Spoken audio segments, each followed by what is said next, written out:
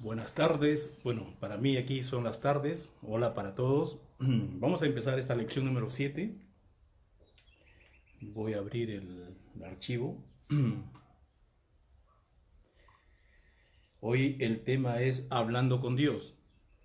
Ayer hemos visto Dios habla conmigo a través de su palabra. Y ahora pues es el tema, yo hablo ahora con Dios y eso es la oración. Vamos a desarrollar este tema en esta lección, esperando que sea de mucha utilidad, de mucho provecho para todos ustedes. Bien, voy a escribir el tema, hablando con Dios.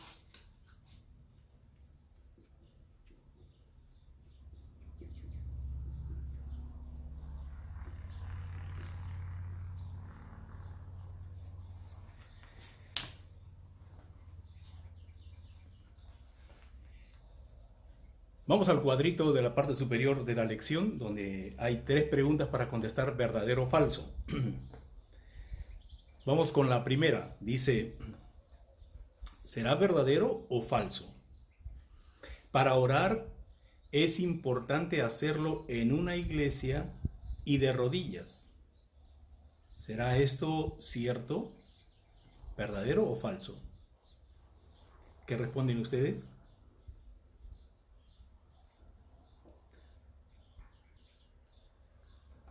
Muy bien. Pues para orar es importante hacerlo en una iglesia y de rodillas. Eso es falso. Uno puede orar de diferentes maneras, de diferentes formas, en diferentes lugares. Nosotros tenemos esa libertad de orar a Dios en cualquier parte. Segunda pregunta. ¿Puedo orar con confianza porque Dios me oye y promete contestar? ¿Qué dicen? ¿Es verdadero o falso? ¿Puedo orar con confianza porque Dios me oye y promete responder, contestar? Pues sí, es verdadero. Muy bien. La tercera. ¿Es suficiente orar solamente antes de comer y antes de acostarse? ¿Qué dicen ustedes? ¿Es verdadero o falso? ¿Es suficiente orar solamente antes de comer y antes de acostarse? Pues la respuesta ahí, como ya están poniendo algunos, es falso. Debemos orar por cosas mucho más trascendentales e importantes que solamente agradecer por la provisión que Dios nos da y porque ya no vamos a cama por la noche. Muchas cosas más que conversar, que decirle a nuestro Dios. Muy bien, la primera parte de esta lección tiene una interrogante que dice, ¿qué es la oración? Vamos a describir un poco. Uno,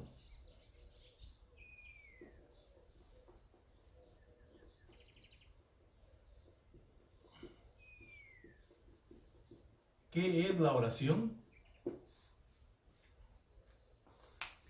Y aquí hay algunos puntos que se señalan como que este medio de la oración es algo que Dios nos invita a hacerlo.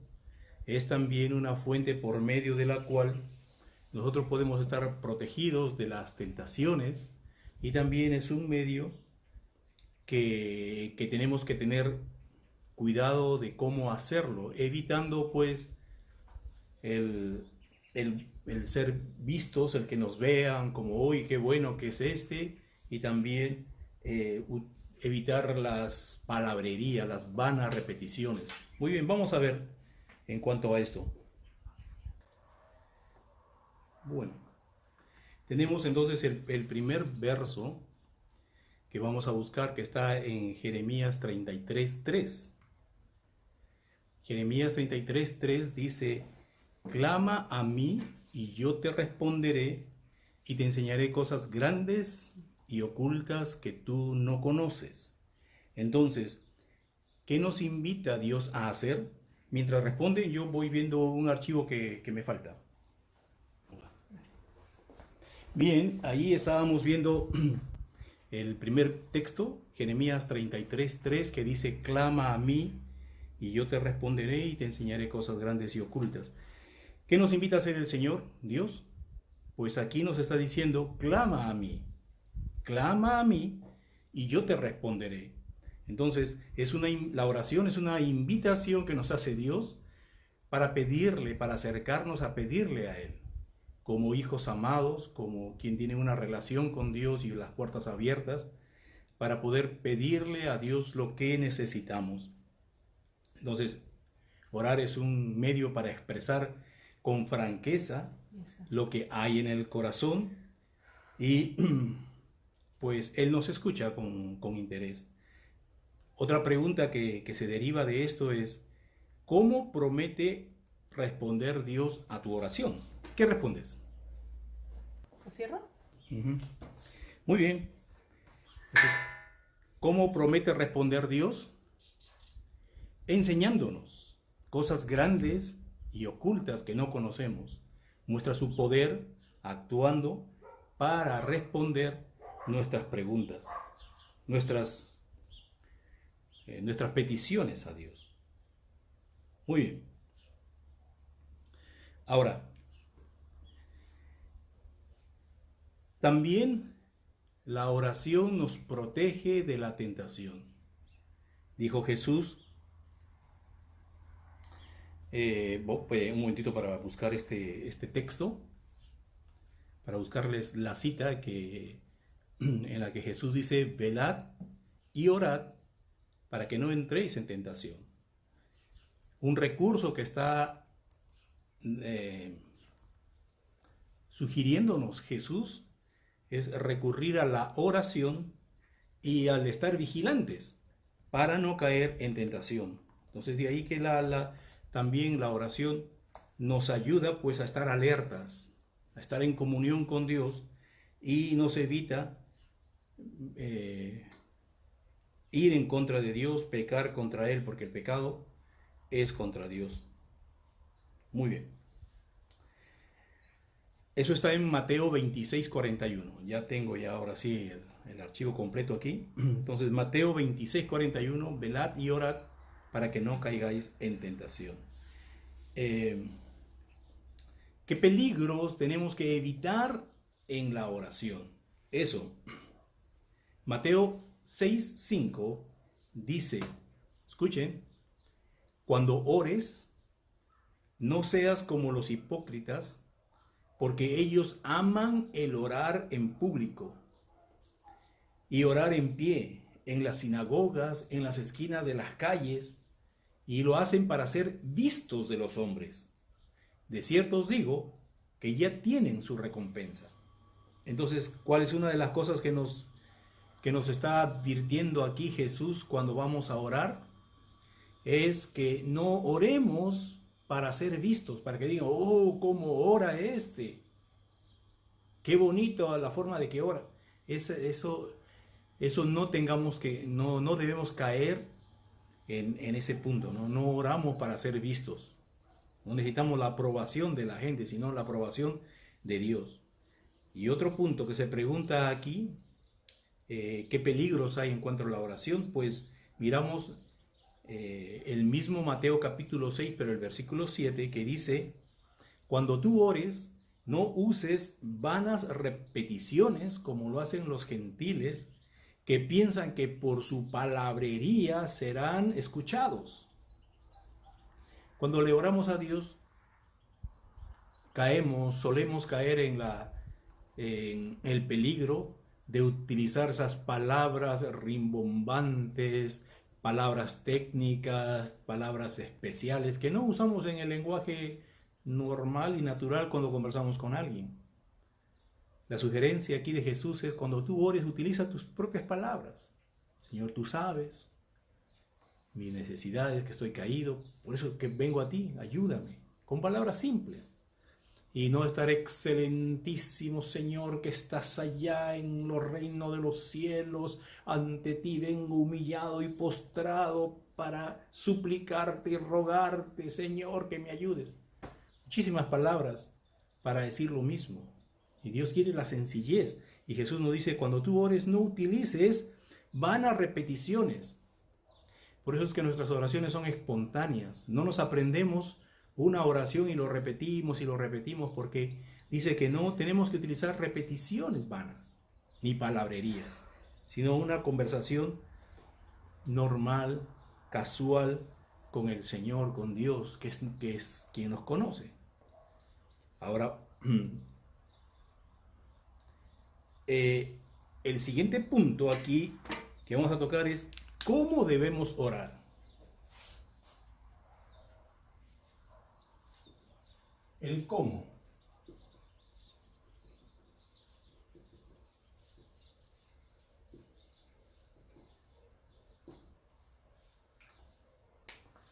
Aquí se van a presentar 10 pautas de cómo orar, que es con palabras de alabanza, que es con peticiones, que es con agradecimiento, con confianza, orando siempre, orando en el nombre de Jesús, orando sin estorbos, sin impedimentos para que nuestra oración sea contestada, pedir pedir cosas según su voluntad, pedir creyendo que lo recibiremos y creyendo que Dios es muy poderoso para contestar todas nuestras peticiones de una manera sorprendente, mucho más allá de lo que nosotros le pedimos, porque tenemos un Dios maravilloso, sorprendente. Recuerden que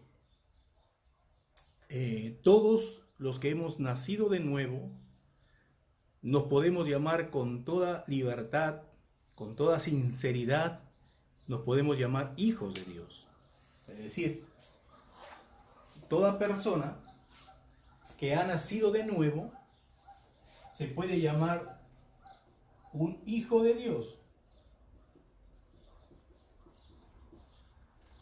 Toda aquella persona que solamente tiene un conocimiento de Dios, en su interior sabe que hay un Dios, pero que no se ha interesado por saber quién es, ni qué cosa demanda ese Dios de su vida.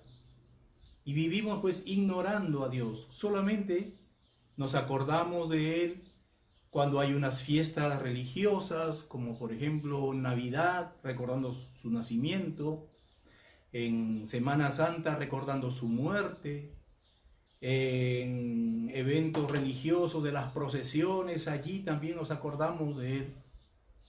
Y el resto del tiempo de la vida y del año no nos acordamos. Entonces las personas que viven de esa manera son personas que no son hijos de Dios. O sea, aquí tenemos un poquito más, ¿sí?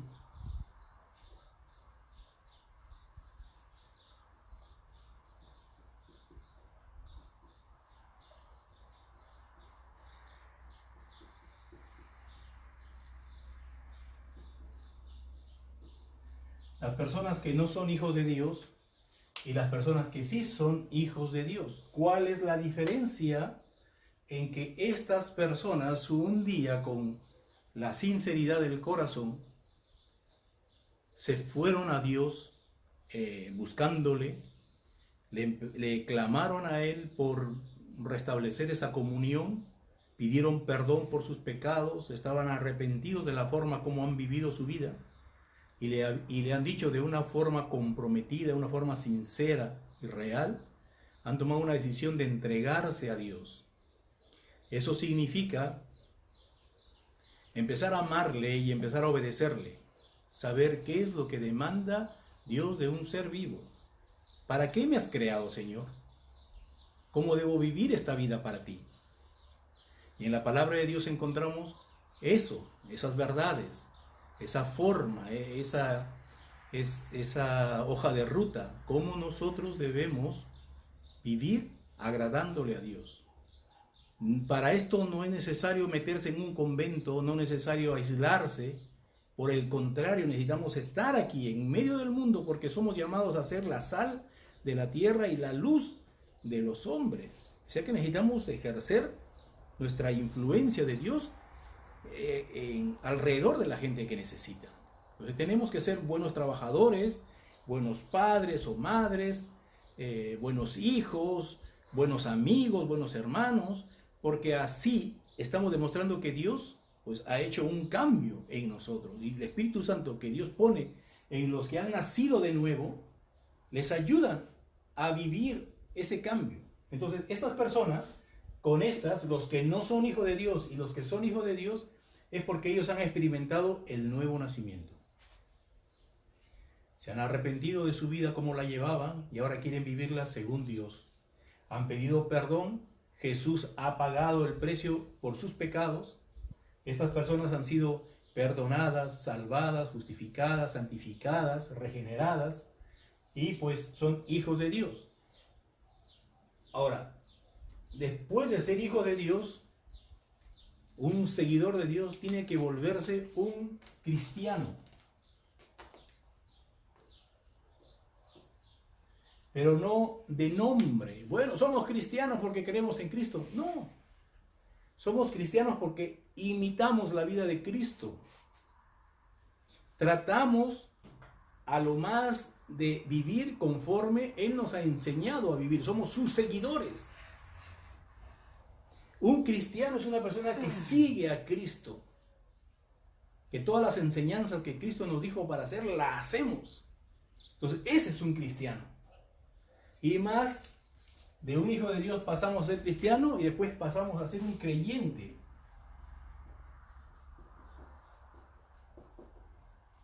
¿Qué es un creyente? Una persona que cree, que le cree a Dios, que le cree 100% lo que Él ha dicho. Está todo el tiempo creyendo. Y esto es a donde aspiramos a llegar. A ser verdaderos cristianos, seguidores, imitadores de Cristo, pero también tener una vida que todo el tiempo andamos creyendo las verdades de Dios y lo que Dios puede hacer.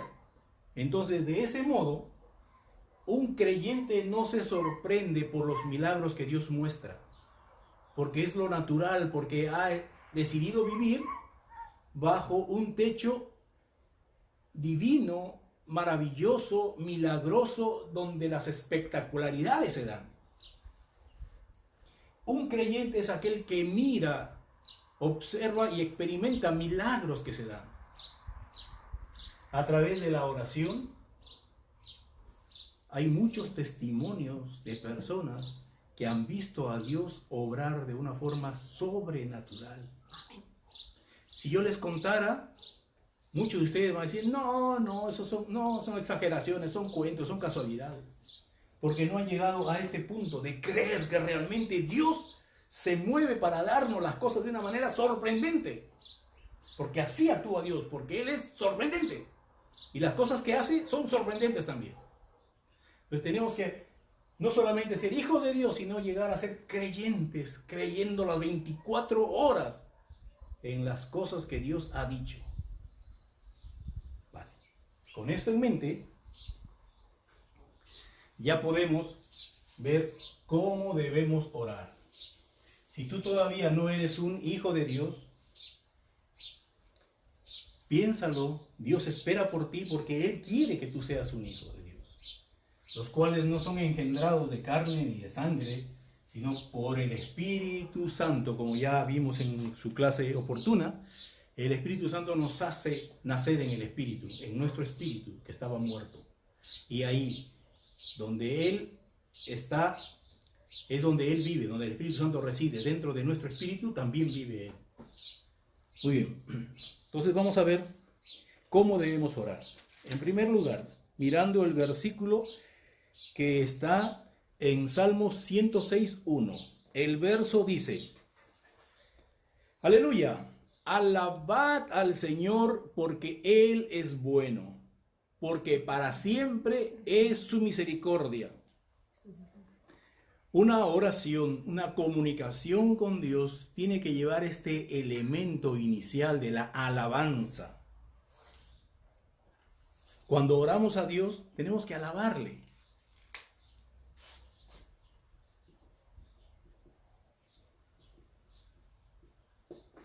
exaltarle al Señor, porque Él ha hecho grandes maravillas. Cada cosa que nosotros vemos a nuestro alrededor es porque Él lo ha creado. Y para poder haber creado todas estas cosas se necesitó un poder sorprendente, un poder especial. Dios mismo dice que es grande para hacer las cosas perfectas. Analizamos hasta una simple hoja de un árbol, cómo es su estructura, por qué se ha formado de esa manera, cuáles son las inervaciones que tiene para formar la consistencia de la hoja, las venas que pasan por ella. Es maravilloso. La creación de Dios es maravillosa.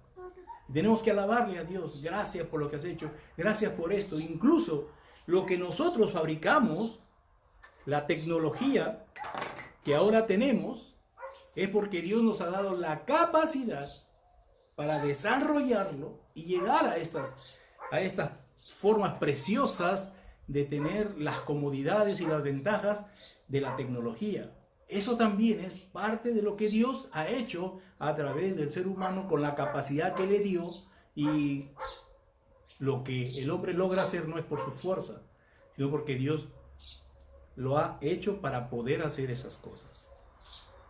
Tenemos que alabarle a Dios y adorarle también. Adorarle significa reconocer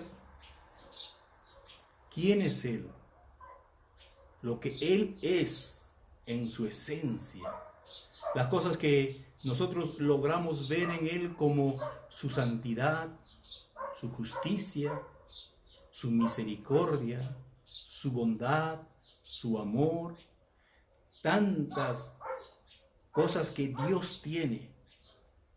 Y tenemos que alabarle y adorarle a Dios.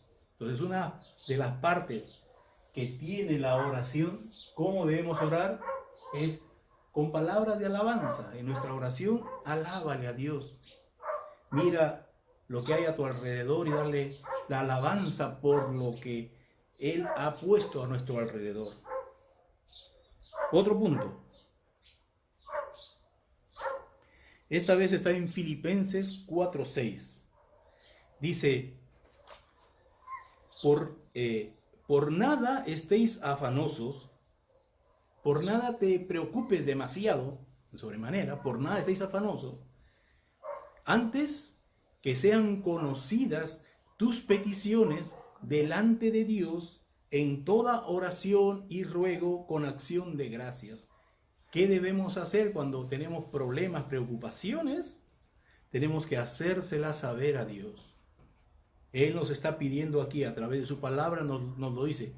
Por nada te sobrepreocupes. Antes bien, que sean conocidas tus peticiones delante de Dios. Entonces, otra de las formas para orar que tenemos es pedir. También pedimos dentro de la oración. Pedir. Que sean conocidas delante de Dios todo aquello que nos preocupa, que nos aqueja. Seguimos. Según este mismo verso, este mismo capítulo, pero el verso siguiente, el verso 7, continúa diciendo, y la paz de Dios que sobrepasa todo entendimiento, guardará vuestros corazones y vuestros pensamientos seguros en Cristo Jesús.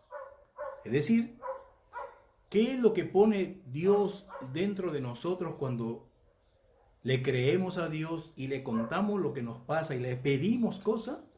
Viene su Espíritu Santo poniendo en nosotros la paz, diciendo, Dios te ha escuchado y su respuesta está en camino. Entonces, podemos experimentar paz cuando oramos a Dios de esta manera. Otro verso es Hebreos 4:16. ¿Qué dice este verso? Dice, acerquémonos confiadamente al trono de la gracia, ahí donde está Dios. Acerquémonos confiadamente al trono de la gracia para alcanzar misericordia y hallar gracia para el oportuno socorro. ¿Con qué actitud debemos acercarnos a Dios? confiadamente, con confianza, confiadamente.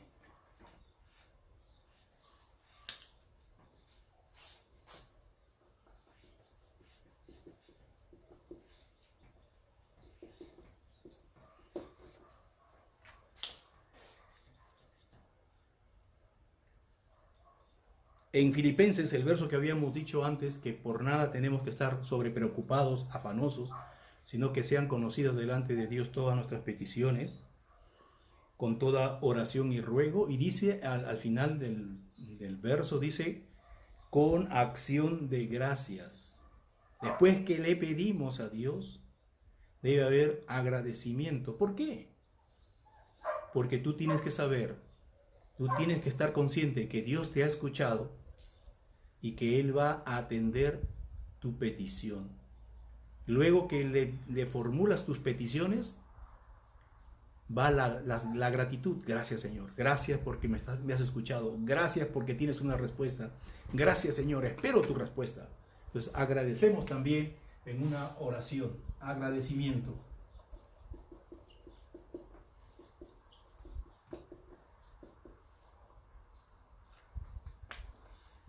Bien.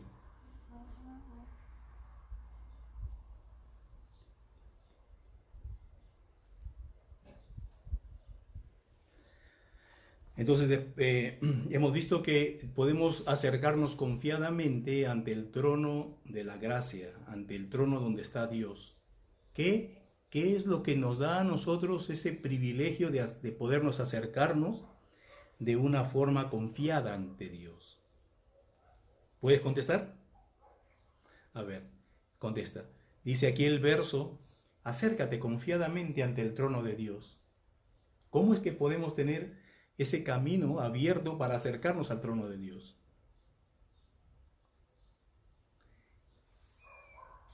Tu opinión ahí al respecto.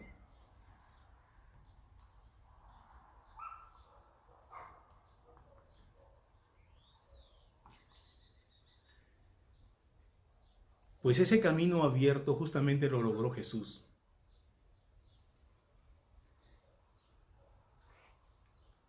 Tenemos el privilegio, los hijos de Dios, de poder acercarnos con toda confianza ante Dios para pedirle cosas y el camino está abierto, no hay obstáculos, porque Cristo ha abierto un camino, un canal de comunicación entre el Hijo de Dios y Dios. Cristo Jesús es el que ha logrado ese camino despejado y tenemos que aprovecharlo. Hay dos cosas aquí que tenemos que entender. Uno que se llama la gracia. La gracia es todo el beneficio que nosotros hemos logrado tener con la muerte de Jesús y con su perdón y con su salvación para nosotros. Nos ha dado gracia. Gracia es un conjunto de beneficios para el Hijo de Dios, para el nuevo nacido. Cuando estás tú sentado en una mesa a la cual tú has sido invitado, vamos a decir que es la mesa del rey, y a ti te ha adoptado el rey. El rey es la figura de Dios, y tú has sido adoptado como hijo, y te dice, ven a mi mesa y come, y ahí está encima de la mesa los mejores manjares. Y tú con toda la libertad coges y comes.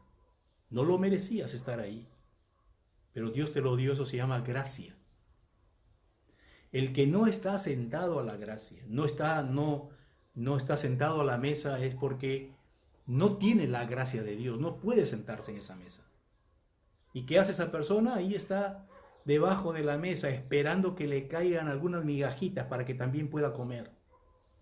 No tiene ese privilegio de sentarse a la mesa, no ha sido invitado porque no se ha obrado el nuevo nacimiento en esas personas. Entonces los que no son hijos de Dios lo tienen mucho más difícil.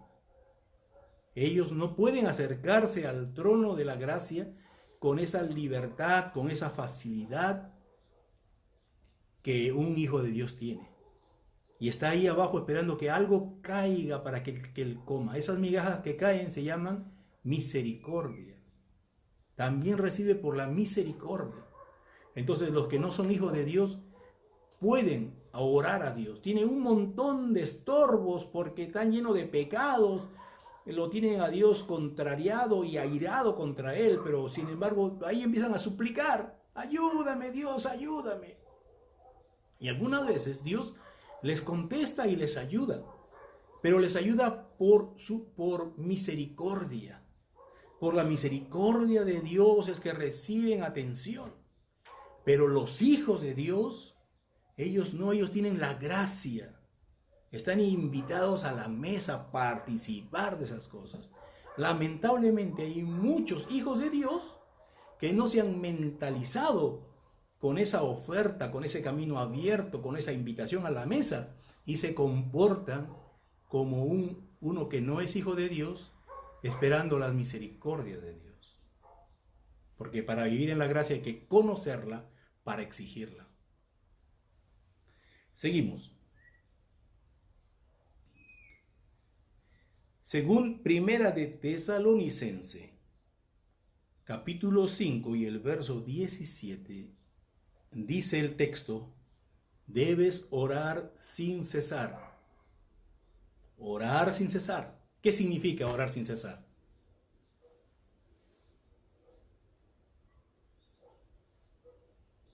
Muy bien, orar siempre, muy bien. Orar a toda hora, también. Orar en todo tiempo, muy bien, siempre, constantemente. Eso significa orar sin cesar. Un amigo me dijo un día, sorprendido, él recién se había convertido al Evangelio. Él era religioso de la religión tradicional y se había convertido al Evangelio. Y uno de esos días, cuando él estaba con ese fervor nuevo de querer aprender y descubriendo cosas en Dios, me dice: Will, he descubierto que en el taxi también se puede orar. Yo le digo: pero lógico, ¿no? No, me dices que en mi concepción teníamos que ir a la iglesia, ahí teníamos que estar arrodillados delante, de las imágenes o lo que sea, y ese era el lugar donde se podía pedir a Dios. Fuera de ese sitio, no. Pero ahora yo sé que en cualquier lugar, me dice, en el taxi yo estaba orando a Dios. Y esa es la libertad que tenemos de orar en todo tiempo y en todo lugar también. Vale, muy bien.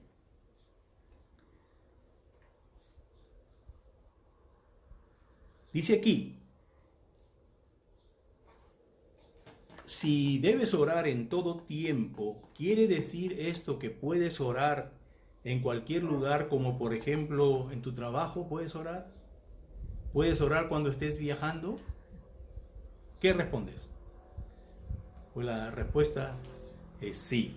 En todo lugar se puede orar. Muy bien. Entonces, nuestra oración tiene que incluir confesión de pecados. Eso ya lo vamos a ver después, que el pecado estorba la comunicación con Dios. Tenemos que orar con adoración, con alabanza, con peticiones, con gratitud a Dios. Vale, aquí voy a hacer un alto para contarles algo acerca de por qué debemos orar.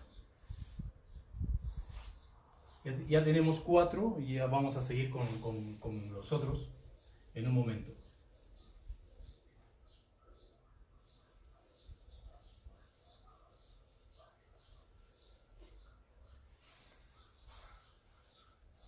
Hay algunas personas que me han dicho: pero ¿por qué tengo que orar? Si Dios ya lo conoce, si Dios ya conoce todo, conoce mis problemas, ¿por qué yo tengo que pedirle? ¿Acaso no estoy bajo su cuidado? Pues que me cuide simplemente. ¿Yo para qué voy a estar orando? Conocí también a un amigo hace muchísimos años, y estábamos conversando acerca de Dios y nos invitó a tomar un café y nos fuimos. Y él dijo, servido, ¿no? A comer ahí. Entonces yo le dije, no oramos. Entonces él me dice, no, es que me dice, es que como yo soy transportista y para que mis amigos no se burlen, yo oro en mi casa para toda la semana. Yo le digo, Señor, gracias por toda la comida que tú me vas a dar durante toda la semana. Y así hago yo, ya oro, así que ya estas comidas ya están ya oradas. Bueno, yo creo que él lo hace más lo hacía más por la vergüenza, que no se vayan a burlar de Dios ni del Evangelio, ¿no? Pero estamos llamados a, con toda libertad y pues con toda transparencia delante de los demás, orar, porque así también damos un testimonio, que respetamos a Dios y le agradecemos por todas las cosas que nos da. Ahora, ¿por qué debemos orar si Dios ya lo conoce todo?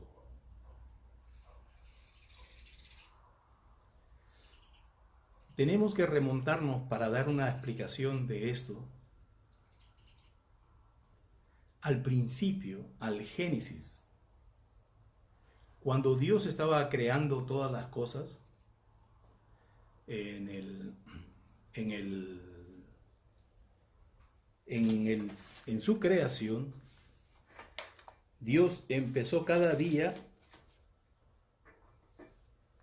a hacer algo diferente. En el tercer día, por ejemplo, ordenó a la tierra que produzca hierba verde y que produzca todo árbol frutal. Y esa orden que le dio Dios a la tierra lo sigue ejecutando hasta ahora. Sigue produciendo hierba verde y árboles de todo tipo, árboles frutales. En el cuarto día, Dios hizo a las lumbreras. A la lumbrera mayor, el sol, y a la lumbrera menor, la luna, para diferenciar o hacer separación entre el día y la noche. Y le dio la orden de que ahí así estén ellos funcionando siempre, haciendo la diferencia de un día, una noche, también para marcar las estaciones del año y para que el firmamento mismo sea para que sean como señales. Ese es otro tema que se podría también tocar en otra oportunidad. Entonces le dio esa orden a los astros, ¿no? Que marquen los tiempos. En el quinto día, Dios dio la orden al agua y le dijo que del agua se produzcan todo tipo de seres vivientes acuáticos, desde organismos pequeñitos de pocas células hasta monstruos marinos, y que el agua también produjera aves. Y le dio una orden a esto, le dijo, fructificaos y multiplicaos. Y ellos tienen esa orden de fructificar y multiplicarse. En el sexto día, Dios creó todos los seres vivos terrestres. Hizo a todos los animales terrestres, vertebrados, invertebrados, y después hizo al hombre. Y cuando estaba haciendo al hombre, él dijo en 2 oportunidades el propósito que tenía el hombre sobre la tierra. Le dijo, vamos a crear al hombre para que señoree sobre todo lo que nos hemos creado. Ojo, para que el hombre señoree sobre todo lo que Dios había creado. Entonces formó al hombre y a la mujer y les dijo, fructificaos y multiplicaos. Igual como le había dicho a los otros seres vivos, pero aquí añadió algo más al hombre. Le dijo, fructificaos y multiplicaos, llenad la tierra y sojuzgadla. Eso significa el dominio que tiene el ser humano sobre toda la creación. Domina sobre todo tipo de vida, sea terrestre, aérea o acuática. El hombre tiene el dominio de sojuzgarla. Dios le ha dado esa capacidad, ese encargo, ese trabajo se lo dio al hombre. De sojuzgar todo. De ser el administrador de todo lo que Dios había creado. Muy bien.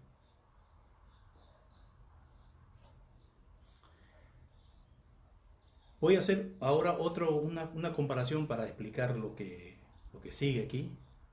¿Qué pasaría si yo tuviese un campo de hortalizas? Siembro cantidad de hortalizas, ahí están las coles, las lechugas, cantidad. Pero ¿qué pasa? Que tengo una plaga de caracoles y de babosas. Por ahí andan estas comiéndose las hojas, y yo cuando ya por ejemplo, el repollo o la lechuga ya está grande para cosecharla y venderla, me encuentro con que tengo que tirar muchas hojas porque están hueco, porque estos animales se comen las hojas. Ya me tienen harto, ya tantos caracoles comiéndose mi producción. Así que yo contrato a alguien. Voy a contratar a un hombre para que se encargue de regar las plantas, porque se riega pues cuando ya no hay sol. Dice, tu trabajo va a ser desde las 8 de la tarde hasta las 4 de la medianoche. Y tú en ese tiempo vas a empezar a regar, vas a cuidar que todo el sistema de riego por goteo funcione, que no haya ni uno de los extremos obstruidos, todo que estén regando. Y además vas a cazarme caracoles. Vas a capturarme, vas a quitar esos caracoles, vas a matar a esos caracoles, esos animales que son una plaga. Entonces yo he contratado a ese hombre, le he dado ese trabajo de cuidar mi campo, de eliminar a los caracoles. Entonces yo puedo ir a mis labores tranquilo, porque tengo una persona que está trabajando ahí en los campos. Yo no tengo que estar a la medianoche preocupándome, porque por las noches salen estos animales, los caracoles salen por la noche y empiezan a hacer su obra destructiva. No tengo que estar levantándome por la noche con la linterna mirando a ver qué es lo que el perjuicio que están haciendo, porque ya tengo una persona que he contratado especialmente para eso. Entonces yo descanso. Esta figura quiero ahora ponerla en este asunto de que Dios crea al hombre y le da la administración de toda la tierra, sojuzgarla toda. Entonces el hombre se ha convertido en el administrador, porque Dios así le ha dado esa función. Todos nosotros somos administradores de todas las cosas que tenemos. Tenemos ese encargo de parte de Dios desde el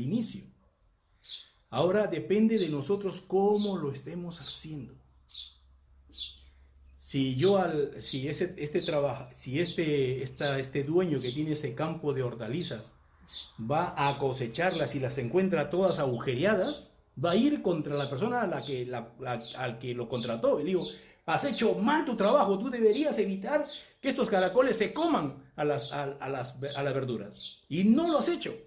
Igualmente Dios nos va a llamar a juicio.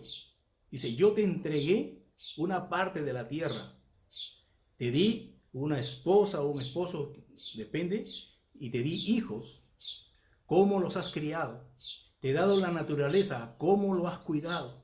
Te he dado a tus semejantes, ¿cómo te has comportado con ellos? Te he dado bienes, ¿cómo lo has usado? Todo aquello que Dios nos permite tener es porque Dios nos lo ha dado para que seamos administradores de aquellas cosas. Y tenemos que hacerlo bien. De tal manera que todos los abusos, excesos que hay en el mundo, no es por culpa de que Dios no cuida, de que Dios no está ahí vigilante, porque ya Dios no tiene nada de qué hacer con el encargo que le ha dado al hombre. El hombre es el que tiene que administrar todo. Detrás de un niño abandonado en la calle hay un hombre responsable. Detrás de una violencia, de un abuso, de una crueldad, de un asesinato, siempre hay un hombre responsable. Así que no le echemos la culpa. Si Dios existiera, mira el pobre niño abandonado, mira aquella desgracia, esto otro. Porque Dios ya no se mete a reparar lo que el hombre destruye, malogra. No lo hace, simplemente Dios dice, tú lo has hecho. Yo te he dado a ti la administración para que tú cuides todas las cosas que yo te he dado. Si no has hecho tu parte, ya podrás cosechar lo que tus negligencias. Entonces, Dios no interviene como nosotros esperamos, que interviene para arreglar las cosas que el hombre malogra. No. Si el hombre malogra, pues ya sufrirá las consecuencias de lo que ha hecho. Y eso tenemos que tenerlo en presente cuando oramos. ¿Por qué? Porque cuando oramos a Dios, le decimos, Señor, yo sé que tú me has hecho administrador de estas cosas. Y yo sé que no lo he hecho bien. He metido las patas, me he equivocado, he hecho mal y ahora se han arruinado las cosas. Por favor, Señor, te pido que intervengas arreglando esto. Entonces ahí la oración tiene esa función de pedirle a Dios que intervenga en nuestra vida, que de otro modo Él no debe hacerlo, no tiene por qué hacerlo, porque nosotros somos los labradores de nuestro propio destino. Pero cuando oramos, abrimos esa ventana y le decimos, Señor, por favor, mete tu mano a arreglar esto. ¿Entienden por qué debemos orar? Porque nosotros le estamos pidiendo a Dios intervenir. De otro modo, Dios no interviene, porque es nuestra responsabilidad que funcionen las cosas. Y si no funciona, es porque algo han hecho los hombres malo. Y Dios no está para arreglar esas cosas, salvo que en oración y en humildad le digamos, Señor, ayúdame, ayuda a arreglar estas cosas. Bien, teniendo esto en mente, vamos a continuar con los otros puntos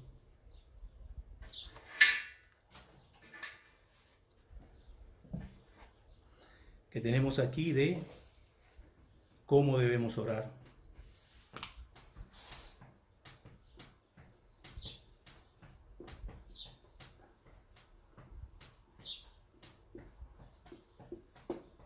Ya habíamos visto algunos, vamos a seguir viendo otros. Juan, el Evangelio de Juan, capítulo 14 y el verso 13, encontramos esta descripción, esta verdad. Dice Jesús, y todo lo que pidieres al Padre en mi nombre, lo haré. Todo lo que pidieres al Padre en mi nombre, dice Jesús, lo haré, para que el Padre sea glorificado en el Hijo. Si algo pidieres en mi nombre, yo lo haré. ¿Qué nos está diciendo Jesús ahí? Que debemos pedir las cosas en su nombre, en el nombre de Jesús. Pedir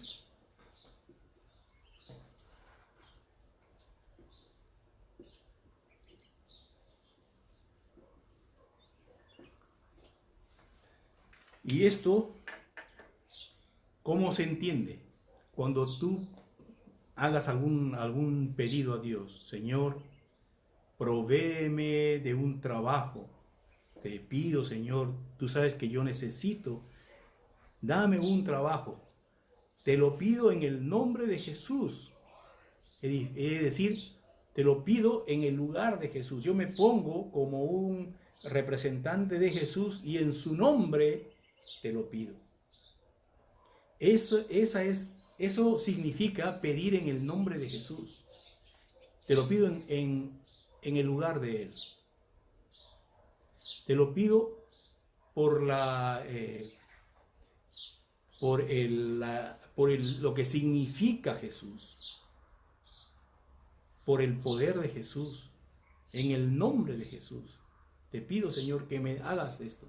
Entonces nuestras oraciones tienen que ser en el nombre de Jesús, porque Jesús así nos lo ha enseñado. Ahora,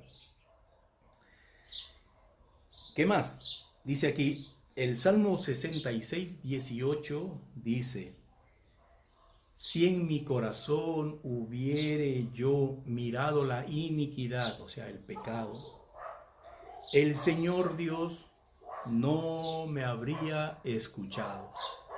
Si yo tengo pecado, Dios cierra su oído para mí. Es una de las cosas que también tenemos que pensar, que el pecado estorba nuestras oraciones y las respuestas de Dios, lógicamente. Entonces, tenemos que orar sin estorbos. Ya sabemos que estorbo es cualquier pecado. ¿Qué tenemos que hacer con el pecado? Confesarlo, pedir perdón, arreglamos las cuentas. Entonces otra vez el canal de comunicación con nuestro Dios está despejado, está abierto. Muy bien. Primera de Juan 5, 14 al 15 dice: y esta es la confianza que tenemos en Dios, que si pedimos alguna cosa conforme a su voluntad, Él nos oye. Y sabemos que Él nos oye, cualquier cosa que pidamos. Y si sabemos, que Él nos oye, sabemos que tenemos las peticiones que le hayamos hecho. Si Dios nos ha escuchado, ya podemos darlo por seguro que Dios ya lo ha tomado en cuenta y la respuesta viene en camino. Entonces acá dice, esta es la confianza que tenemos en Él, que si pedimos alguna cosa conforme a su voluntad. Entonces tenemos que orar conforme a su voluntad. Y esto es muy importante,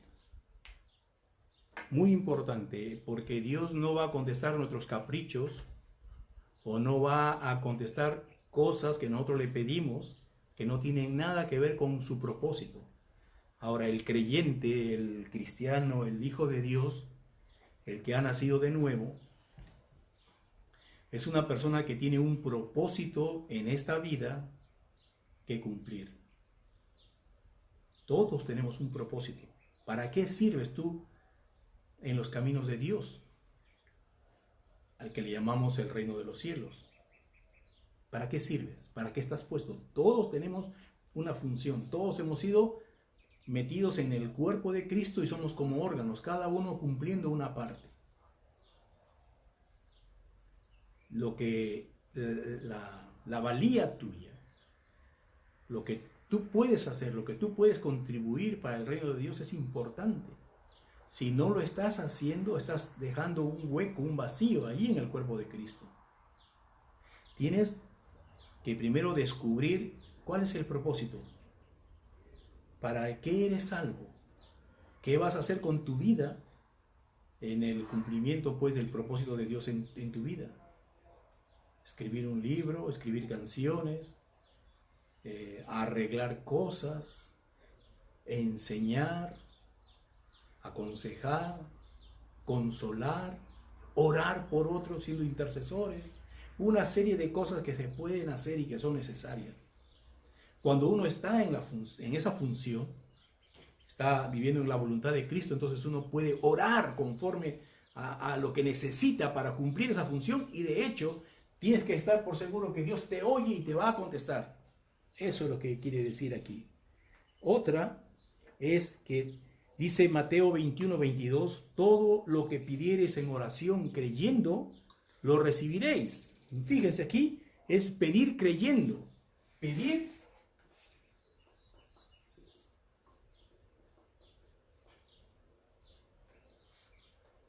No hay que estar diciéndole, ay Diosito, ojalá tú pudieras hacer esto. Ay Diosito, si tú pudieras hacer esto.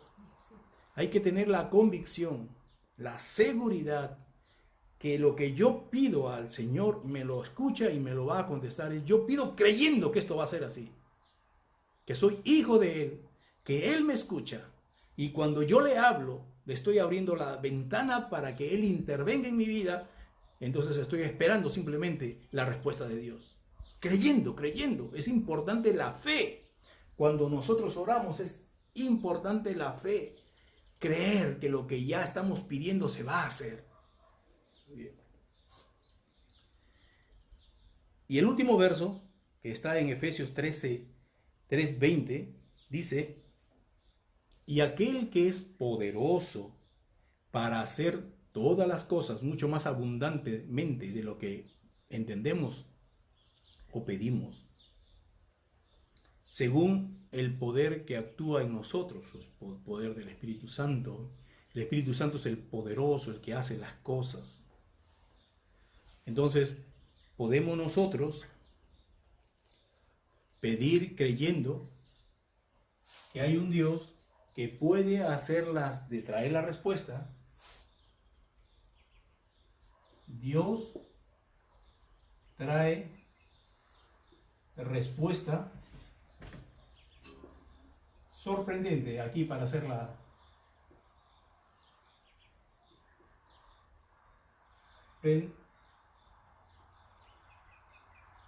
sorprendente. Es decir, cuando le pedimos a Dios por algo, se mueven las cosas de una forma especial para que nosotros lo recibamos. ¿Cuántos testimonios hay impactantes de personas que han orado creyendo en que hay un Dios poderoso que puede hacer una obra imposible y la obra ha sido hecha? Es decir, personas que por la oración han visto cosas milagrosas en Dios. Pero tenemos que pedir creyendo que Dios puede contestar de una forma más abundantemente de lo que pedimos y de lo que entendemos, según el poder que obra en nosotros. Así que tenemos este medio de comunicarnos con Dios para expresarle nuestras necesidades. Las respuestas que trae Dios es de una forma rápida. Puede ser que cuando tú estás orando ya vino la respuesta, o en ese día, o en esa semana, o una forma pronta. Esa es una de las formas que Dios contesta. Otra de las formas es que Dios contesta demoradamente. Lo contesta no en ese momento, sino en el tiempo en el que Dios cree que es adecuado que tú lo recibas. Porque ahora todavía tú no estás preparado, tú no estás capacitado, no es el momento para recibir aquello que estás pidiendo.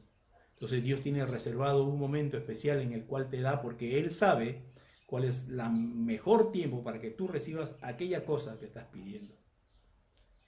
Y hay otras que nunca son contestadas, porque Dios dice, eso no va de acuerdo a mi plan. Si yo te doy eso, te voy a perjudicar. No te lo voy a dar. O tal vez porque pedimos mal, y en ese caso pues tampoco vamos a recibir. Muy bien, muchas gracias por estar aquí en esta tarde. Dios te bendiga a ti. Gracias por haber escuchado esta parte, reflexionar un poco, hacer entrenamiento de lo que ya conocemos. Y si te surgen algunas ideas para engrosar más tu conocimiento, muy bien, en buena hora. Dios te bendiga y hasta mañana.